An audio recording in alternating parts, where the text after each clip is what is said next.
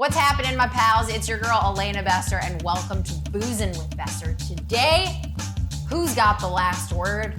It's us, because we're making a last word cocktail.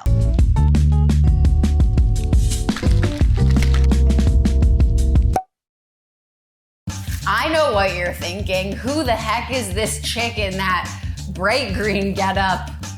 Well, it's me, and I'm a chef that really loves to drink and listen. You can make great drinks too, even if you aren't a mixologist. And that is what we're doing on this show, so stick with me. I promise it'll be worth your while. This is such a fun cocktail. It's bright green, made with gin, has a lot of incredible cherry notes to it. It's using green chartreuse, hence the fit. Pop of red. I have had this drink before, and what I love about it is that similar to a Negroni, it's equal parts of all of the ingredients. So it's really easy to make. It has a fascinating history behind the drink itself. This vaudeville performer is the one who apparently invented it, and it kind of left the scene during Prohibition until 2003 when this Seattle bartender found a book that had the drink in it and was like, let's bring it back. So without further ado, let's make the last word. We are going to juice our lime. I like to take the palm of my hand and kind of loosen up those juices. And I have this incredible little citrus juicer, and it is going to measure out our lime juice. And fun little factorooski for ya. Each lime usually has about 1 ounce of citrus juice in it. Before we mix it all up, let's make sure our glass is chilled. Add ice to a glass. Add some club soda. I actually learned this on the internet, so that's gonna hang out over there. So we have 1 ounce of our lime juice. We have 1 ounce of our gin. I'm using Plymouth gin because it's one of the oldest gins around. It has a little boat on it because sailors love to drink it, and I thought we should use it today because my mom tells me that I have a sailor's mouth. Luxardo maraschino cherry liqueur, 1 ounce. You know how there are 2 different types of maraschino cherries? There's like the dark, sexy looking one that actually tastes really good, and then there's like bright red one that you see on a sundae. They are both maraschino cherries. However, Luxardo cherries are the OG. They are cooked in the cherry juice itself, but the bright red ones, of course, you guessed it, were created in a lab in the United States. During World War II, it was really hard to get Luxardo cherries in the States, so a food scientist invented his own version of maraschino cherries. He added all these flavorings. Almond extract was one of them to give it that same classic maraschino cherry flavor. However, the difference was that in that process, it pulled the color out, so they actually had to add red food coloring, which is why it is so fluorescently red. Back to the drink. And the star of the show, our gorgeous, gorgeous green chartreuse. Let's open it, let's smell it, let's talk about the flavor itself.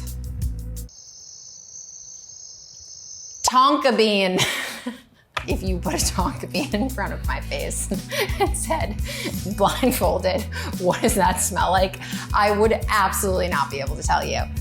What I could tell you is cocoa, spice, rosemary, a little anise flavor. The list goes on and on, but let's make the drink. 1 ounce of our green chartreuse. We are going to add our ice to our shaker.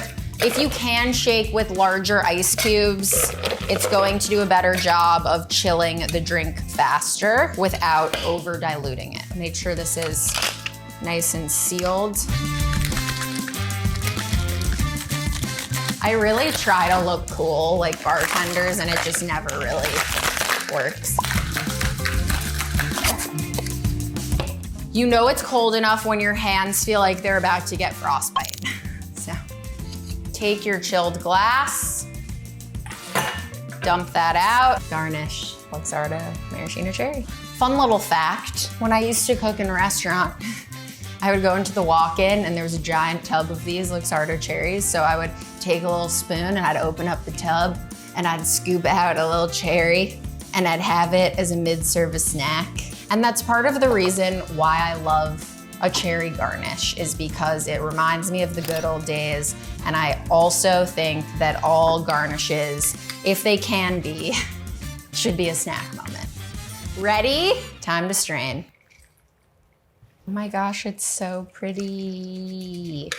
And there you have it. Oh, I spilled it. Living on the edge. My sister and I, we play this game when we're with family. We fill each other's water glasses, and we fill our family members' water glasses like right to the edge, like to the tippy top, so that when they take their next sip of their water, they like have to be really careful not to spill it everywhere. It is so fun, and I highly recommend you try it out with your family. Well, there you go. Here is our last word cocktail. It is absolutely stunning. It's mean, it's green. It's a delicious machine of beverage joy.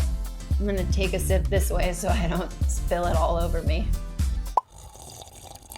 Yummy, so good. It is the perfect amount of sweetness, but it's not too overpowering. It mellows out all of the intense botanicals that exist in the gin. Obviously, all of the many botanicals that are in the chartreuse itself. And the cherry note adds a nice little nutty flavor from the pits that are actually steeped in the Luxardo itself. This drink is so delicious. It is something you should abso-fruitly make. Order it when you're out or make it at home. Easy ratios, 1-1-1. One of everything, just 4 ingredients. Make sure you use fresh lime juice. It makes all the difference. If you want the recipe, just check the description below. If you enjoyed this video, give it a thumbs up. Make sure you smash that subscribe button for new Boozin' with Besser videos every week, because we love you and we want you to constantly have great entertainment. So thank you for being here. Love you all. Stay boozy. Cheers. See you next time.